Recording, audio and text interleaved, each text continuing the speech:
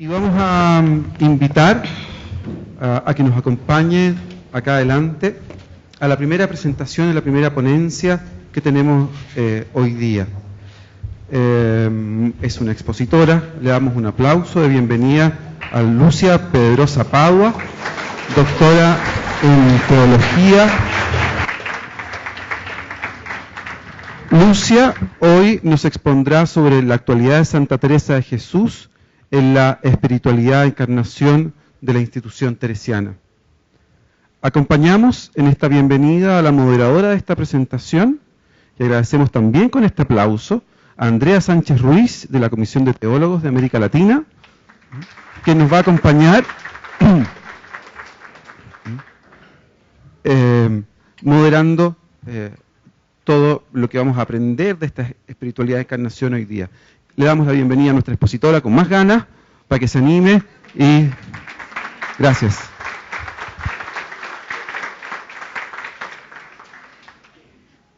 Bueno, acá está Lucia. Lucia viene de Brasil, es profesora de la Universidad Católica de Río y también en el Centro Loyola de Fe y Cultura. Es doctora en Teología Sistemática, licenciada en Teología por la Facultad Jesuita de Filosofía y Teología y en Economía. Realizó el postdoctorado en la Pontificia Universidad Gregoriana en Roma y coordina el ATAENDI, Centro de Espiritualidad de la Institución Teresiana en Brasil, que está dedicado a la formación humano y cristiana de laicos y es miembro de la Comisión de Teólogas de América de la Institución Teresiana.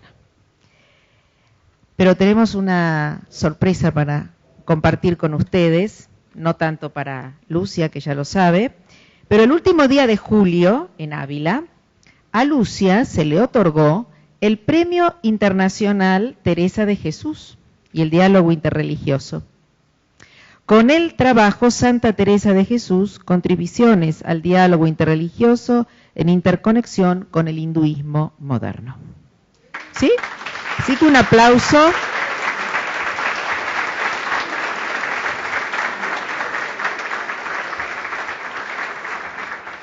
Y hasta aquí llega ella, que la tenemos aquí, la vamos a disfrutar. Este premio se va a entregar en Ávila durante la celebración del Congreso Mundial Teresiano, que se va a celebrar del 21 al 27 de septiembre este año. Bueno, como ustedes podrán imaginar, Lucia desarrolla una intensa actividad en participación de encuentros, seminarios, orientación de tesis e investigaciones, y además tiene muchas publicaciones que se destacan en espiritualidad de encarnación en la institución teresiana. El humano es fenómeno religioso, está en portugués, yo traduje bien. Bien. Y Santa Teresa, mística para nuestro tiempo.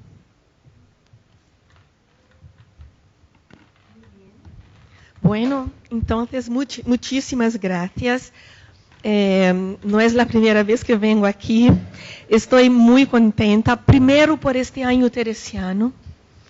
Este año teresiano ha sido con su diversidad de cosas, una riqueza muy grande, ¿no? A los que estamos y queremos celebrarlo. También estar en Chile, donde acontecieron tantas iniciativas de dar a conocer a Santa Teresa. Me acuerdo aquí el año 92 del Centro de Espiritualidad, o antes, ¿no? Me acuerdo de estar aquí hablando sobre Santa Teresa en este mismo sitio. Y especialmente por este congreso que visibiliza el interés por la espiritualidad de encarnación de Santa Teresa en América. Y debo decir que hace más de 20 años que vengo trabajando con Santa Teresa. Bueno, esto me he dado cuenta hace 3 años, así que hace 23 años que vengo trabajando con Santa Teresa. Y así, siempre en lo pequeño, con grupos, por eso este año para mí tiene un significado muy especial, ¿no? De estar aquí. Y bueno, voy a estar de pie porque para mí hablar en español es más fácil estar de pie.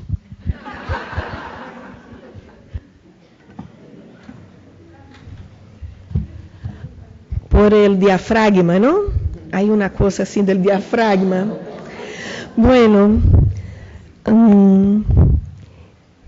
El tema es la actualidad de Santa Teresa de Jesús en la espiritualidad de la encarnación de la institución teresiana.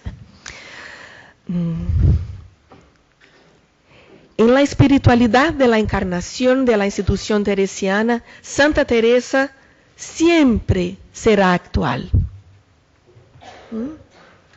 Bueno, es actual. Bueno, puedo ver aquí o aquí, ¿no? Es actual. Este logotipo que ha hecho Cecilia, ¿no? Es lindo. Esto es una actualidad. ¿No? Y esta aquí también que está, es una actualidad, ¿no? Siempre será actual.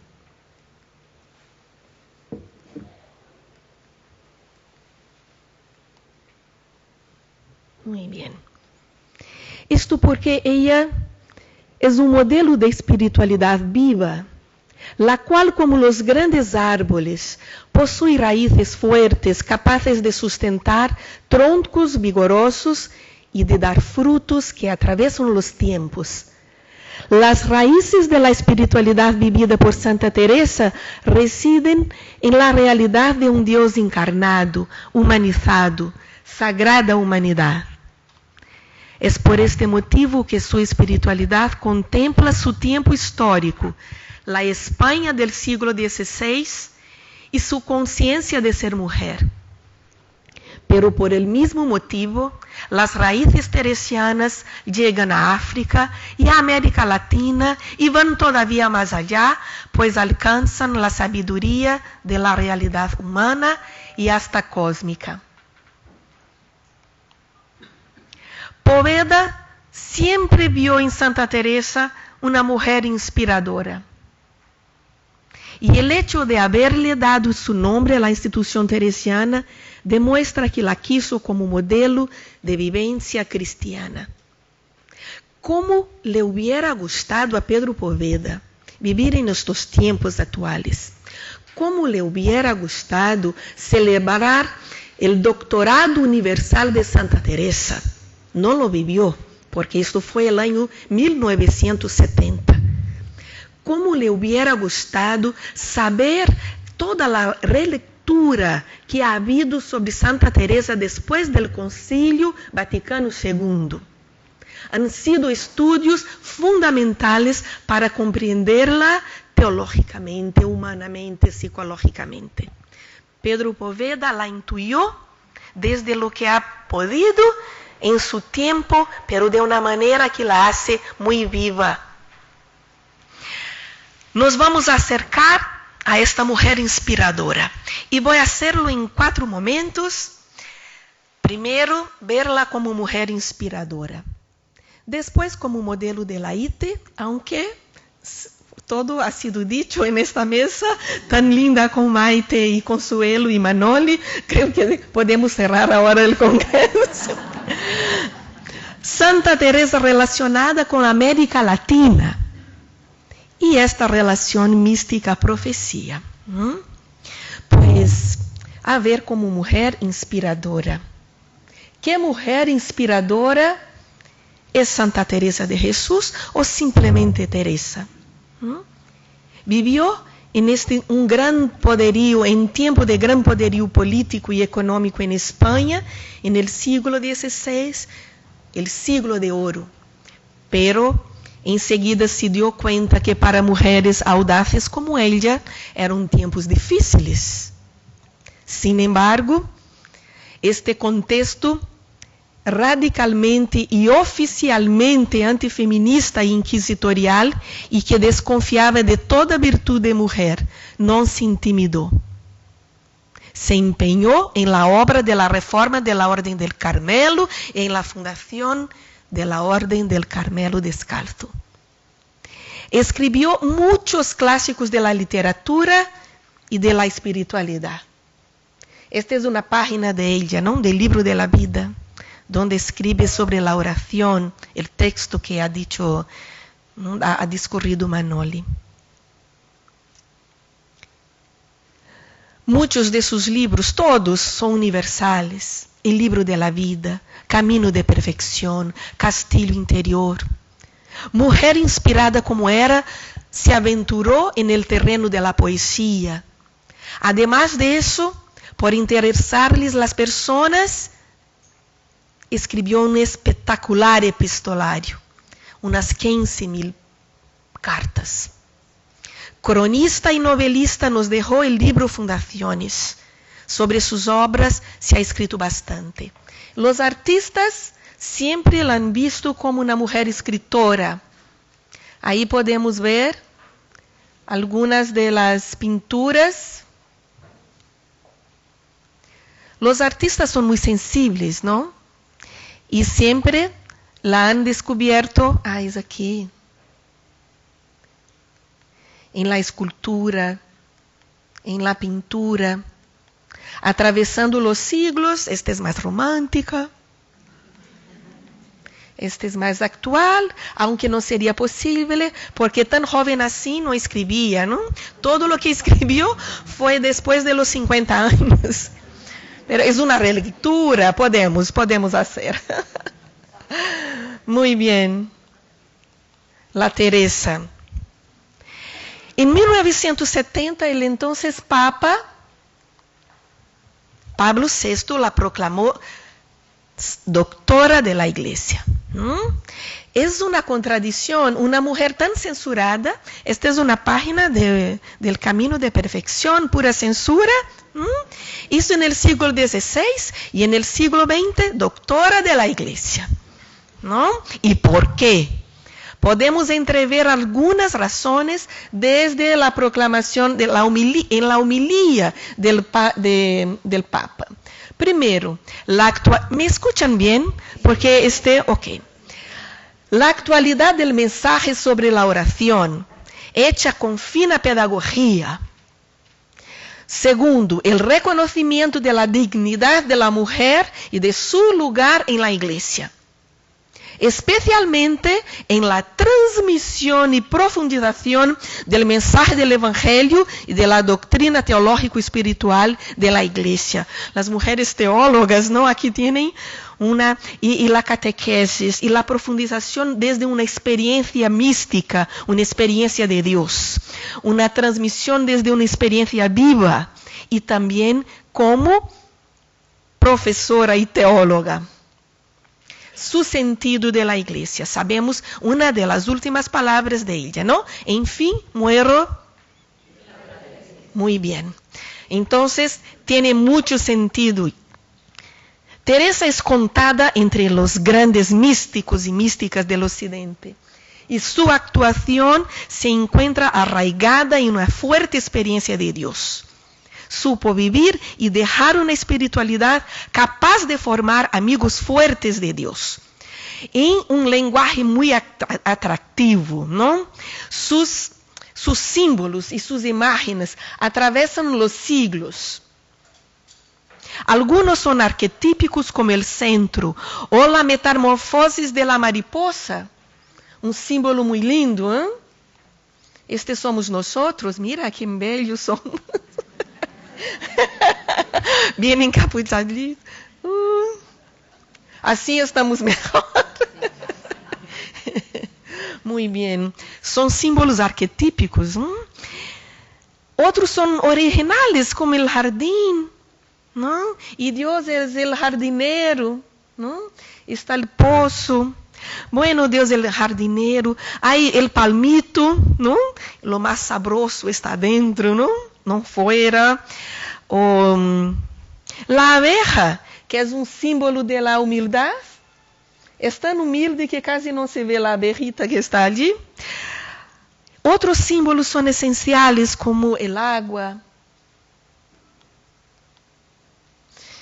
el fuego, el viento o la tierra. Otros son abarcadores y complejos como el castillo interior. Los símbolos abren posibilidades de presentar discursos diversos, interdisciplinarios, interreligiosos, ¿no? Es impresionante como un símbolo habla, ¿no? A través de los tiempos y de las generaciones. Qué interesante, qué inspiradora es Teresa. Basta em todo o que foi dito é possível ver sua grande humanidade. A ele lhe interessava também a vida comunitária cotidiana, as pessoas, a saúde, as casas que acorriam as comunidades que estiveram em buenas condições, com aire, água, vistas, sol. Também a situação por la que passavam as cidades e os países. Basta uma única carta para ver, sentir como ella sabia acercar-se à vida do outro. Mira uma carta a uma amiga de ella, Maria de San José. Jesús sea con vuestra referencia, hija mía, el Espíritu Santo. Ya he respondido a sus cartas, plural, que muy bien vinieron por el correo y me holgué harto con ellas, sino que estoy con pena de su mal, la salud. Por caridad, me escriba presto de su salud. Luego, la misma carta. Mi hermano me dijo en una carta, hoy como la había escrito y enviado poder... Mi hermano me dijo en una carta hoy como la había escrito y enviado poder allá para el tercio. Bueno está y está la compra efectuada. El atún enviaron la semana pasada de Malagón crudo y estaba harto bueno. La misma carta. Bien nos ha sabido. Doña Guiomar se ha velado, casado, ¿no? Hoy. Mucho se huelga de saber que la vía bien a vuestra reverencia y doña Luisa, y habla de doña Luisa.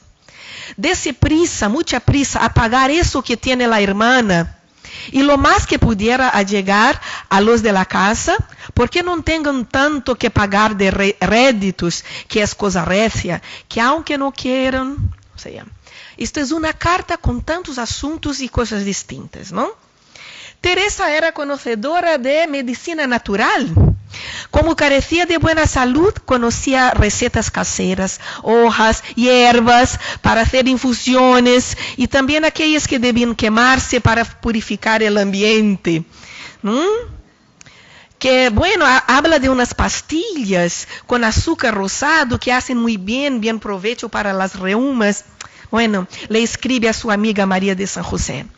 Y cuando también ella habla que no está, ni siempre está bien, no tenía buena salud, ¿no? Va a decir, cuando no tengo más de los males ordinarios, es mucha salud. Bueno, Teresa se cuidaba y cuidaba a los otros.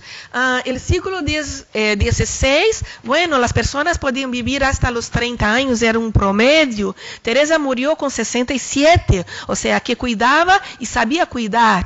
Tenemos una carta que enviaba a su hermano para un tío suyo, un pequeño bracero, ¿no? Y escribe, como el tío, este tío Pedro, está mucho en la iglesia, debe haber frío en las manos.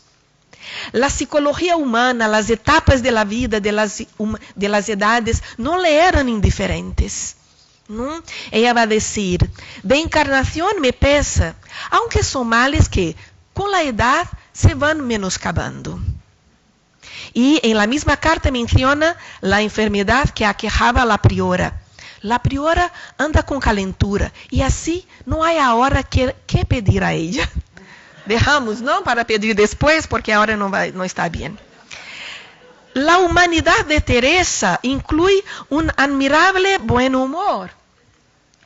Aún frente a los mayores problemas de su orden, ahora torna el tostado, cosa que es para conocer el mundo nuestros negocios, que no parece sino una comedia. El tostado, ¿no? Que la perseguía. Una comedia. E incluso frente a los chismes, harto disgusto me ha dado que de dichos contra nosotras, en especial tan deshonestos, haga nuestro padre Provenza, que son disparates, que lo mejor es reírse de ellos y dejarlos decir. Bueno, Teresa es amiga de la recreación y de la música. Incluso va a haber una comunicación sobre eso, ¿no?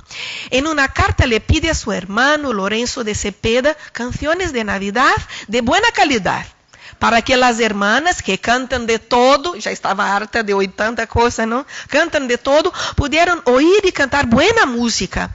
Además, escribió poemas para que la recreación que compartió con sus compañeras del convento y con su familia.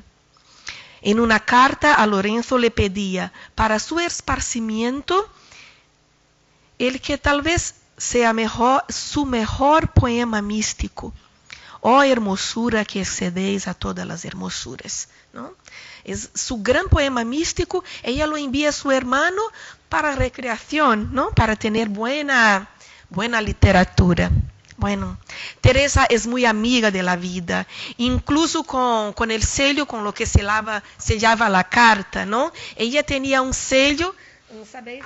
Que para cerrar las cartas en el siglo XVI se pone la cera, se pone un sello, ¿no?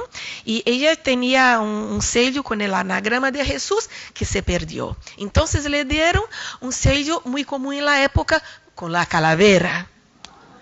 Entonces, en una carta a su hermano le pregunta, ¿y no ha llegado todavía mi sello? ¿No? Porque ya no puedo sufrir sellar con esta muerte, ¿no? Ella solo quiere sellar con quien querría lo estuviese en mi corazón, como estaba en San Francisco, etc., ¿no? De igual manera, la santa le interesan los rumbos que va tomando Europa. A ver, no, mejor esta.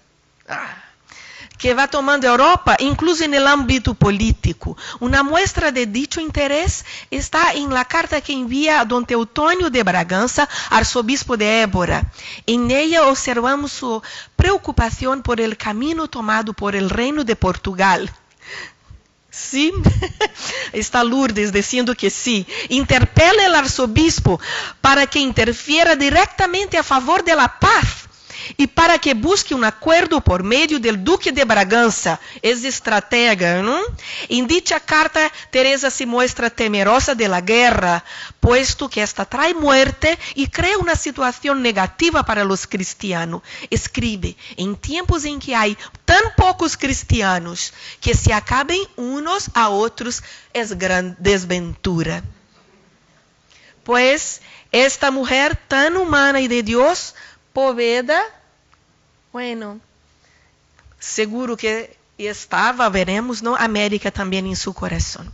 Esto Poveda quiso como un modelo para la institución teresiana. Bueno, sabemos que Poveda le otorgó a la institución el nombre, ¿no? De Santa Teresa. Y esto desde el inicio, ¿no? Ya fue dicho que desde Guadix, él cuando escribe retrospectivamente, se acordando de Guadix, va a decir que dos cosas siguieron desde el inicio, que estaba en Guadix y estaba ahora en la institución. El uno, Santa Teresa. El dos, ¿no? Este género de apostolado. O sea, Teresa estaba allí desde el inicio. La primera es que la imagen de Santa Teresa, esto escribe Poveda, ¿no? Fue la primera imagen que puse en la pequeña iglesia de las Cuevas. Es decir, que en todas las fundaciones que hice, aún en esta de Guadix, que se llamó Escuelas del Sagrado Corazón, la imagen de nuestra bendita Madre fue siempre conmigo. Bueno, en Guadix empiezan a perfilarse el espíritu y la misión de la IT. Allí se encontraba Santa Teresa, silenciosa y firme, inspirando la propia espiritualidad de Poveda. Y fue en el santuario de Covadonga, ¿no? A muchos kilómetros de allí, que concibió la institución teresiana. Pedro Poveda, que estaba allí más o menos como un monje contemplativo, eso le escribe, ¿no? María Dolores Molleda en la introducción de las obras. Pero se dice que él, en su altar, en el altar de Santa Teresa, Poveda celebraba diariamente la Eucaristía. Una discreta presencia. Bueno, inmediatamente después de fundar la institución, Poveda escribe los avisos espirituales de Santa Teresa en 1912.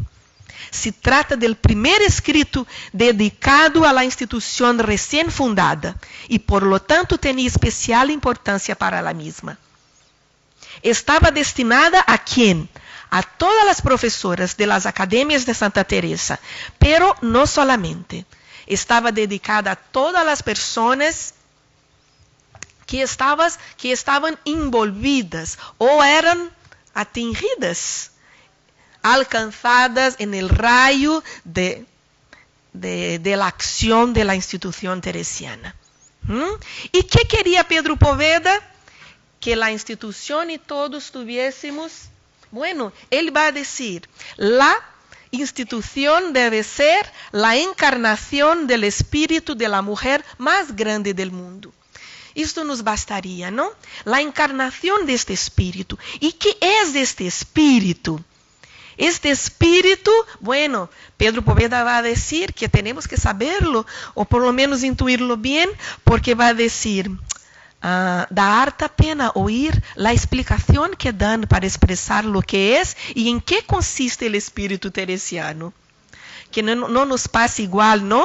Que daría harta pena oír la explicación. Pues la institución, ¿qué va a hablar Pedro Poveda de Santa Teresa? Pues esto que fue tan hablado por Maite, ¿no? Esto de plenamente humana y toda de Dios. Esto es una clave súper actual, importantísima, porque la idea de santidad ni siempre está unida a la idea de humanidad, ¿verdad? En Brasil, creo que aquí no, en Brasil, hay personas que dicen, yo no soy santo. No, y ni siquiera quiere ser santo, ¿no? Yo no soy santo, ¿no? ¿Por qué? Porque la santidad tiene una connotación tan mala, tan alejada de la humanidad, que nadie quiere ser santo. Y sin embargo, el concilio va a decir que la santidad es una vocación universal. Y Pedro Poveda, en esta clave, esto es una clave de interpretación, va a unir la santidad y la humanidad. O sea, cuanto más santo, más humano. Cuanto más humano, más santo. Maestra de la oración, que esto es muy importante. Esto de la oración, sabemos como que para Pedro Poveda, hay una comparación muy semejante a la que hace Santa Teresa. Para Santa Teresa, los que no tienen oración son como personas paralizadas, tullidas. Y también Pedro Poveda va a hacer esta comparación. Que las personas, va a decir, ¿no? Que empieza por la paralisia. Y hasta que podemos encontrar un cadáver. Es fuerte, ¿no? Es una palabra, un escrito que no está en los amigos fuertes de Dios, ¿no? Pero hasta encontrar, fue censurado seguro porque es muy fuerte, ¿no? Pero es muy claro, ¿no? Porque todo empieza con la paralisia y va diciendo Pedro Poveda, se paraliza el corazón, se paraliza la mente y hasta que vamos a encontrar un cadáver. O sea, esta relación de uno consigo mismo, con sí mismo, ¿no? Pero no una relación autocentrada, sino la relación consigo mismo mediada por este Dios del amor que hace con que la persona se vea también en sus miserias y su grandeza. Esto es lo que Pedro Poveda quería. No personas carolas, ¿no? Que no... Carolas con devociones bobas, como decía Santa Teresa, sino personas de oración. Y para eso, bueno, santa y doctora, el estudio. Pedro Poveda no vio el doctorado universal de Santa Teresa, que fue el año 1970. Si no conocía, claro, era doctora de Salamanca, ¿no? Y tenía ya algunos títulos de doctorado. Y él va a admirar muchísimo la sencillez de Santa Teresa, siendo ella doctora, ¿no? Que fue muy santa y fue doctora. Y va a asociar su sabiduría con la naturalidad. También va a decir que es una maestra del desprendimiento, del amor y de la humildad. El amor mutuo que se opone al amor propio, ¿no? Bueno, ¿esto para qué quería Pedro Poveda? Para el desarrollo de la libertad del servicio, porque es lo que exige los tiempos difíciles. Otra característica, la osadía, la audacia, ¿no? Como hablaba Consuelo, ¿no? Y Santa Teresa, que al inicio de su fundación tenía todas las patentes, pero ningún medio para obtener nada, ¿no? Pues, y va a decir y agradecer a Dios que da osadía a una hormiga.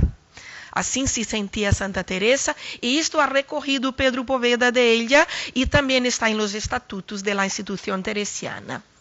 E, finalmente, vai invitar a que aprendamos, não? Aprender a reflejar-se en el espírito de Santa Teresa. E para isso ha dado este consejo de conocer a la santa, que conozcamos bien a la santa, entendamos su doctrina y actuemos de acuerdo con sus enseñanzas y ejemplos. O sea, conocer a ella, su doctrina y acción. Hay ahí una integración muy típica de Pedro Poveda, ¿no? Su persona, su doctrina y su manera de actuar. Muy bien. Pues, ¿y nuestra santa? ¿Tiene que ver con América Latina? ¿Qué pensáis? ¿Qué piensan? ¿Sí? Muy decidido sí. ¿Y por qué sí? Santa Teresa y América Latina. A ver, solo fotos, ¿no? Menos palabras, ¿no? Bueno, estos indios no me cuestan poco, le escribe Santa Teresa a su hermano Lorenzo. ¿Qué habría sucedido? Las Indias siempre merecieron la atención de Teresa. Primero por un motivo familiar. Casi todos sus hermanos, es posible que uno haya ido a África, pero no se sabe el destino de todos los hermanos de Teresa. Fueron muchos, eran 12 en total, 3 hermanas, 9 hombres, ¿no? 9 varones.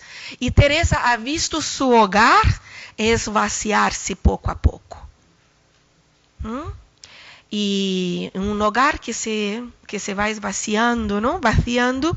Bueno, todos sus hermanos, casi todos, a América.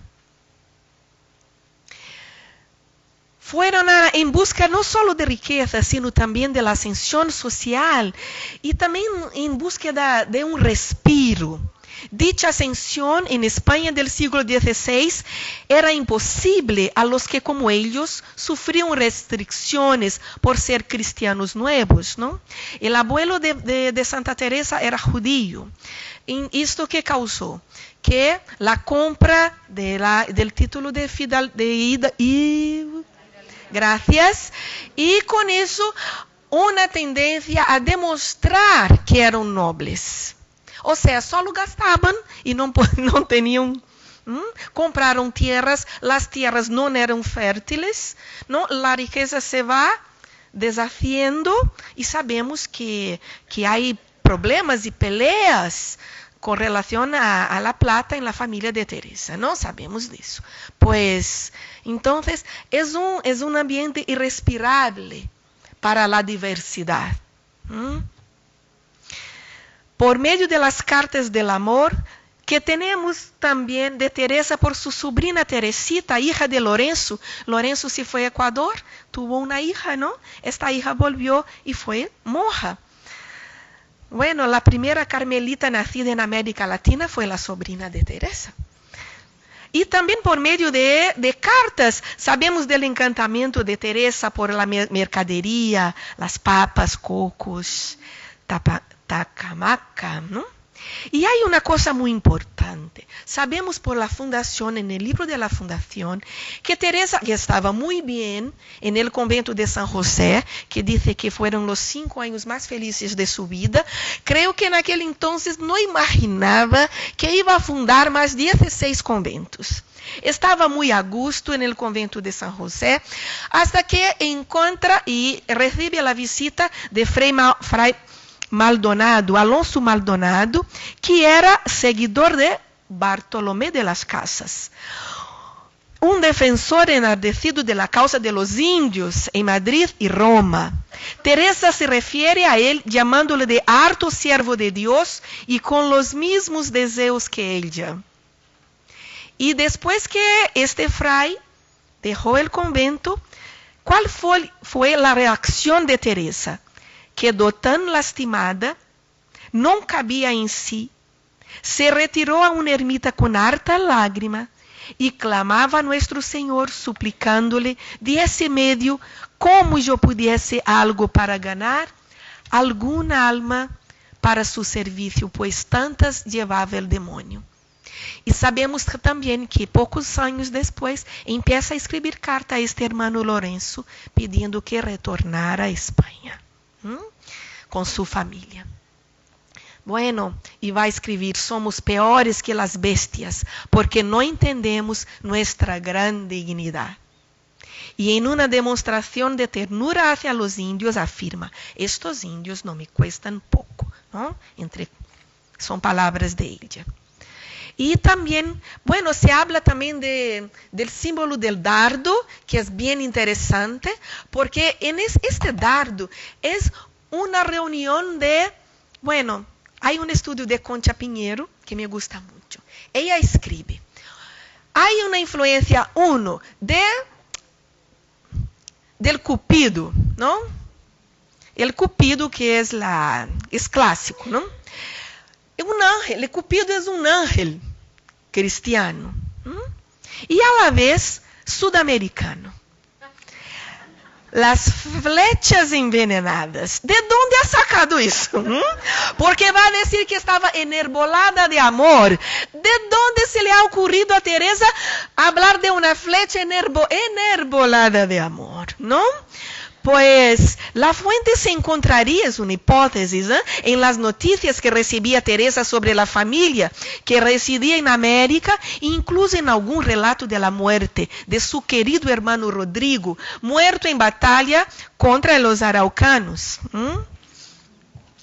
Las flechas envenenadas de los nativos, además de producir heridas mortales, podían provocar sensaciones extraordinarias. En este sentido, el relato de Teresa estaría configurando un ejemplo raro de alusión a las costumbres indígenas, en este caso la flecha, en un contexto favorable. Y más que eso, un vehículo de la acción divina. Así que las indias, con sus esperanzas, sufrimientos, estaban en el corazón de Teresa. Y finalmente, ¿cuántos minutos? Son las 11. ¿Y a qué horas tengo? Teníamos que terminar a las 11, pero como Ok. más tarde te vamos a permitir. No, muy bien, no, pero está muy bien. A ver si tenemos la vida compleja de esta mujer, ¿no? Con todo eso, ¿no? Con esta mujer que inspira y esta mujer que ha inspirado a la espiritualidad de Pedro Poveda y nos sigue inspirando, y con estas influencias que ya sabemos tuvo de América, de las Indias, ¿no? Teresa, en nuestra vida actual, ¿no sería interesante hablar de esta relación entre mística, profecía y he añadido aquí también la sabiduría?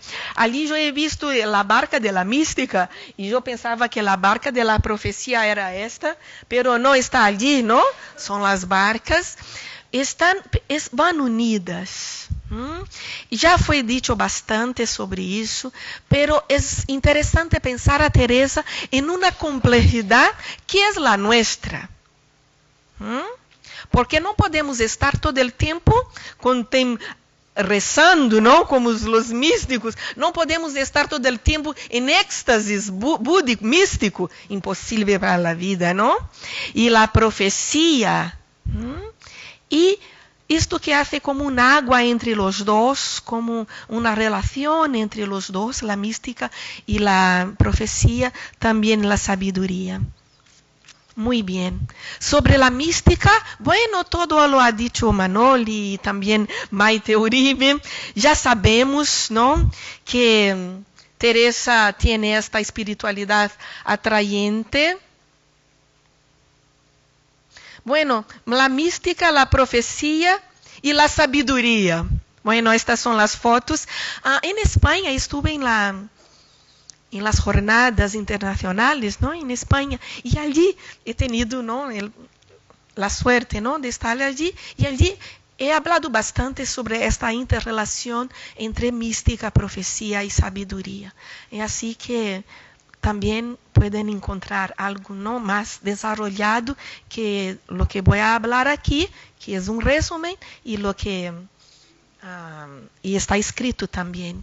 Pero sabemos que Teresa se ha dedicado, la vida de Teresa es una historia de oración, de encuentro con Dios, pero nunca separada de la sabiduría y de la profecía. Y en eso es muy cristiana ella. ¿Por qué? Porque, claro, porque su maestro, que era Jesucristo, lo vivió, ¿no?, en un grado perfecto y totalmente sencillo. En él no había separación entre esta profecía. Él se autorreconoció profeta, pero a la vez fue una persona de profunda oración. El Evangelio, especialmente el Evangelio de Lucas, nos enseña a Jesucristo que rezaba siempre que podía. O sea, no era aquí o allí, era siempre. Y si Él ha dicho a nosotros que rezáramos dentro de nuestra habitación, y como no hablaba nada que no hacía, porque no era hipócrita, seguro que también Él ha entrado en su habitación para rezar muchas veces. ¿Sí o no? Y también la sabiduría que habla de los lirios de los campos, ¿no? Y todo esto del amor y el sermón de la montaña, sus parábolas que son cargados de sabiduría. Pues también Teresa se encuentra con este Cristo y hace de este Cristo su historia de vida. Esto de la amistad, ¿no?, que nos recomienda y que hace, es una pedagogía. ¿Que Teresa habla sobre la oración? ¿Nos enseña Teresa a levitar? No. Es la cosa más sencilla del mundo, ¿no? Que desarrollemos la capacidad de amistad. ¿Cómo? Mirando, venciéndole tartamudeo, la mudez. Aprendendo a encontrarnos a nuestros sentimientos en el sentimiento de Cristo y encontrar el sentimiento de Cristo en nuestro sentimiento. Este es un vitral que está en Ávila, ¿no? Me parece muy importante eso. Y esta amistad que se va desarrollando hasta una profunda experiencia trinitaria. Observen que la experiencia trinitaria va en la mitad de la vida de ella hasta el final. En el fin de su vida va a decir, esta presencia tan sin poder dudar de las tres personas, que parece claro si experimenta lo que dice San Juan, que haría morada en el alma. Que parece claro si experimenta que somos habitados por Dios, por la Trinidad. Una experiencia, claro, que la traspasó completamente. Teresa es profeta. Profeta, sabemos, é a pessoa que hace um caminho. Mucho se habló de la contraposición entre la mística y la profecía, pero sabemos que con la espiritualidad de Jesús no podemos hablar de eso. Incluso se habló de una contraposición entre mística y ética. Personas que encarnan la mística, personas que encarnan la ética, continentes que encarnan la mística, continentes que encarnan la capacidad de hacer, pero sabemos que la mística no se relaciona a la pasividad. La oposición figura como uno de los tantos dualismos que se encuentran fuertemente arraigados en nuestra cultura de raíces platónicas y neoplatónicas. Algunas tendencias místicas, incluso de hoy día, ¿no?, contribuyen con dicha oposición. Esto para la pastoral es un reto, un desafío muy grande, ¿no? Enseñar con la vida, con la práctica y con la teoría que mística y profecía están sencillamente unidas. Teresa abrió varios caminos proféticos, como mujer, como fundadora, como escritora. Aquí, para seguir el sabor de que decía Maite, hablemos apenas del camino abierto a las mujeres. El camino abierto a las mujeres. Parece que Teresa ha estado mucho tiempo haciendo círculos bíblicos. Porque lo que aprendió de Jesucristo es impresionante, ¿no? Se quedó, claro, aprendió con Carlos Mestres a hacer círculos bíblicos, ¿no? A tal ponto que puso a hablar con tanta paz sobre las mujeres y con tantas certeza del amor de Jesús a las mujeres, que ha sabido hacer una oración como esta, ¿no? Esto es una oración. Ni aborrecisteis, Señor de mi alma, cuando andabais por el mundo las mujeres, antes las favorecisteis, siempre con mucha piedad, y hallasteis en ellas tanto amor y más fe que en los hombres. Esto es una oración. Pues, claro. Entonces Teresa pensaba, ¿y por qué me piden para callar? Esta es la contradicción que encontraba. ¿Por qué me piden a mí para callar? Pues, esto no pasaba con el Evangelio. De ahí la seguridad y la paz que tenía Teresa para escribir algo como eso, ¿no? Y sigue. Não basta, Senhor, que nos tiene el mundo acorraladas e incapazes, para que não hagamos cosa que valga nada por vós em público, ni osemos hablar algunas verdades que lloramos em secreto, sino que não nos habíais de oír petición tan justa, acorraladas. Es la situación de la mujer, acorraladas. E não podemos hablar em público lo que lloramos em secreto.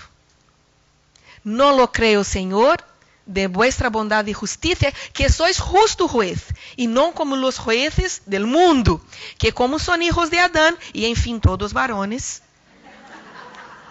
no hay virtud de mujer que no tengan por sospechosa.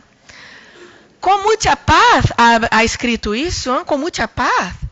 Y esta paz arraigada en la certeza de su experiencia mística, del Evangelio, con mucha paz ha escrito. Y después, como los profetas que anuncian, va a escribir: sí, que algún día ha de haber rey mío que se conozcan todos. No hablo por mí, y ahí viene su, ¿no? Que ya tiene conocido el mundo mi ruindad y yo holgado de que sea pública. Veo los tiempos de manera que no es razón desechar ánimos virtuosos y fuertes, aunque sean de mujeres. Y eso lo escribe con mucha paz. ¿tá? Con mucha certeza que viene de su experiencia mística.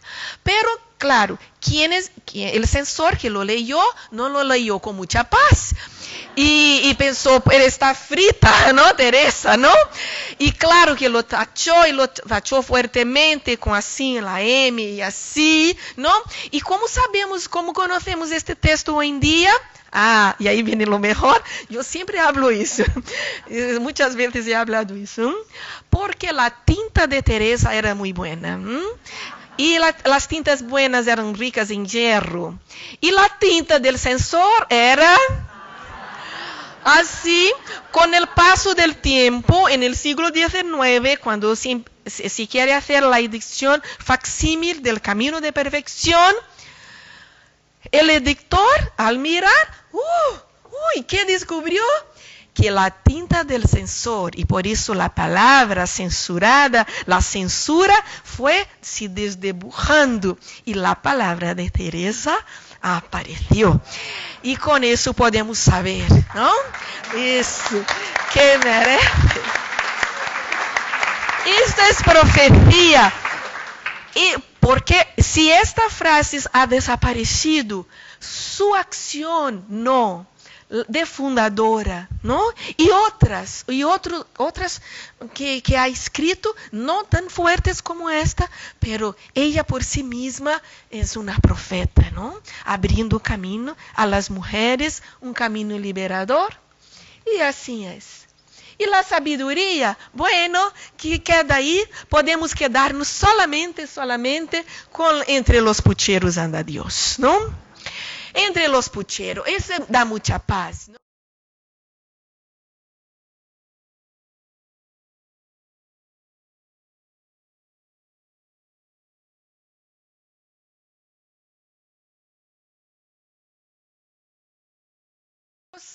Talleres anda Dios, anda el Señor. Así que no hay espacio donde que no pueda ser, ni siempre son y sabemos que no, pero todo puede ser mediación de este amor de Dios. Bueno, así que nos quedamos, ¿no? Finalizamos con esto. Miren.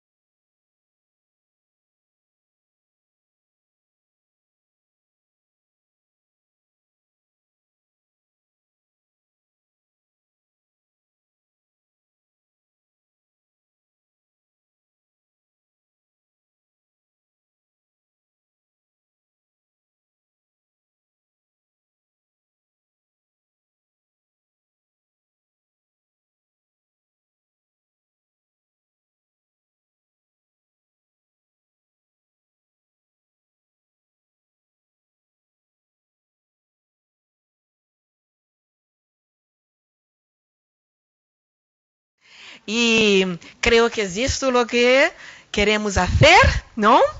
Y Papa Francisco, ahí está con el bastón, ¿no? Que fue ahí por tantos, a Brasil también se fue, y ahí está. Creo que ahí nos quedamos con esta mujer, una mujer que inspira, una mujer que sigue viva en la espiritualidad de la institución teresiana, una mujer que no está alejada de nosotros, ¿no? De América Latina, en su vida, en su propia vida. Y una mujer que ha sabido en su complejidad unir la vida de oración con la profecía y la sabiduría. Y tenemos mucho orgullo de tenerla como modelo para la institución teresiana. ¿Sí o no? Sí. Muchas gracias, muchas gracias.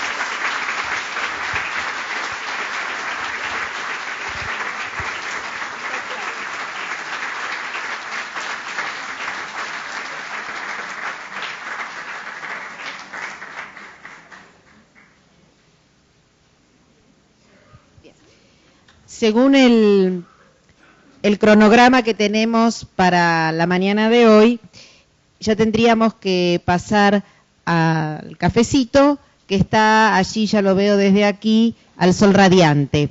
Pero podemos concedernos 5 minutos menos de café y si alguno de ustedes tiene alguna pregunta para hacer, y por eso, sí, 5 minutitos. Si les parece, si alguien tiene alguna pregunta para hacerle a Lucia, podemos abrir 5 minutos el diálogo. Y si están ansiosos por el café, ahí vamos. Como ustedes prefieran. Acá hay una pregunta, me voy a acercar.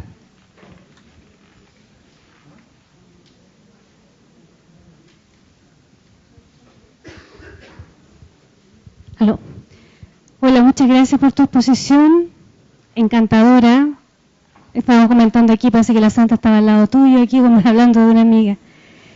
más que una pregunta, quisiera pedirte si pudieras decir un par de palabras más respecto a lo que decías del desafío para la pastoral en esta división que tenemos en la Iglesia, ¿verdad?, en nuestra vida, entre la mística y la profecía, entre levantar nuestro nivel espiritual y al mismo tiempo integrarlo a la vida, o que la vida se levante desde el nivel espiritual. No sé si me explico, pero me gustaría si pudieras decir algunas palabritas más respecto a ese desafío pastoral que planteabas ahí.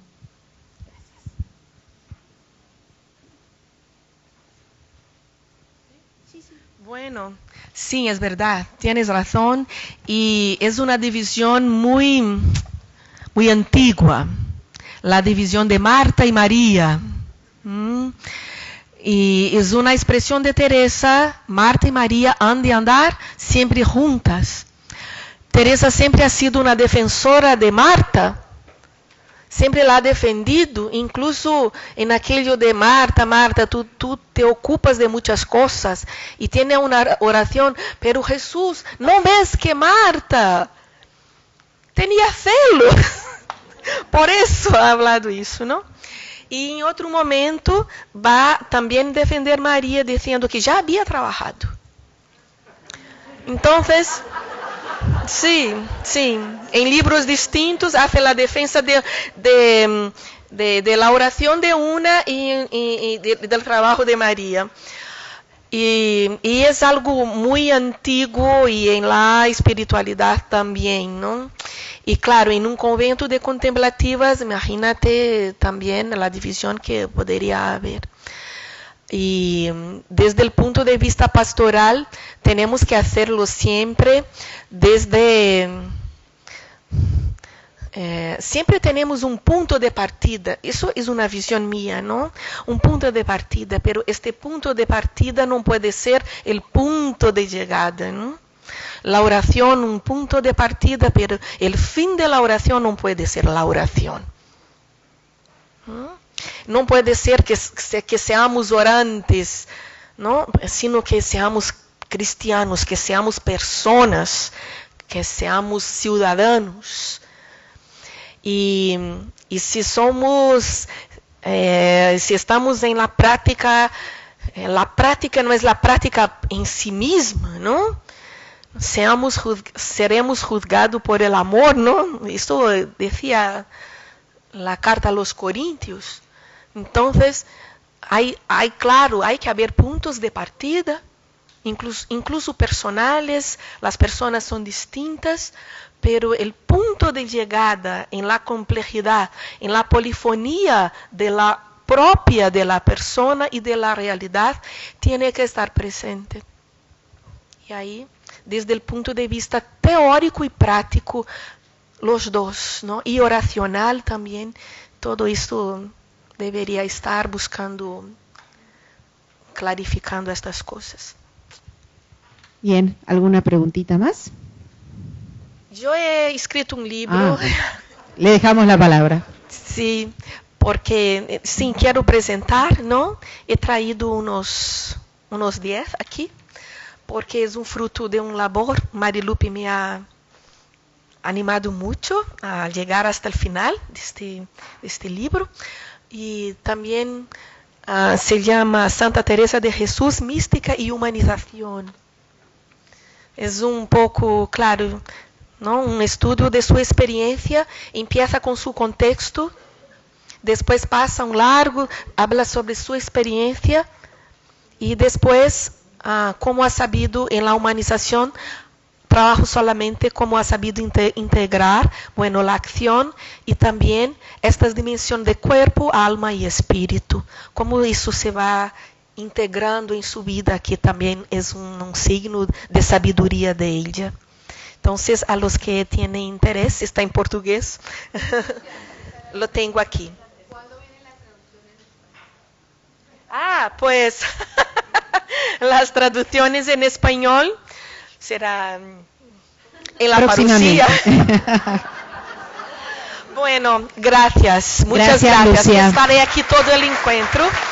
Nos vemos, encontraremos y hablaremos.